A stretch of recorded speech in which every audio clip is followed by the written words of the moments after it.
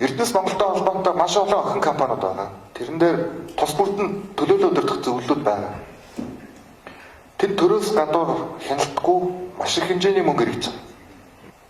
Саяхан өнгөрсөн засгийн газрын оролдоон дээр би Нямбатар сайдаар ахлуулсан бас ажлын хэсэг гаргаж байгаа. Энэ дээр хуулийн хэлтийн байгууллагын нөхдүүд бас мөн одоо сангийн яам хэрэглэх газраас хүмүүс орсон байна.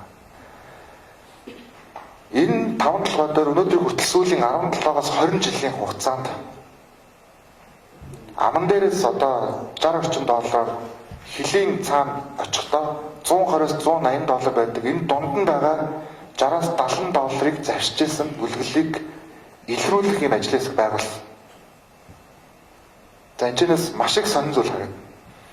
Зөвхөн энэ далд эдийн засаг одоо цэгцэрэхэд Монгол улсын дотоодын нийт бүтээгдэхүүн 2 дахин дэлгэр байна. 2 дахин шүү.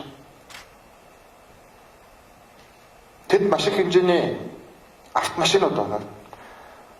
Автомашин дотор манай парламентын нэр бүхий гишүүд холбогдсон байна. Ажиас өргөсгөлэг.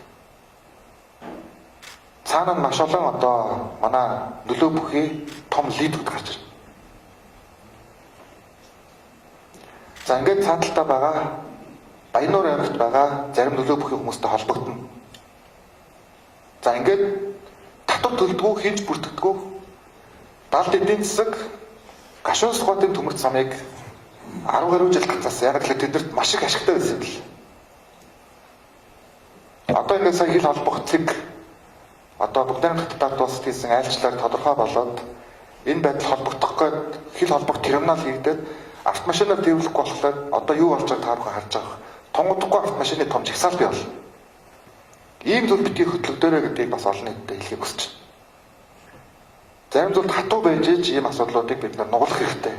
Ингэж бид шинэ 30 жилийг эхлүүлнэ. Эдгээр өнөөдөр хүнд байгаа ч гэсэн.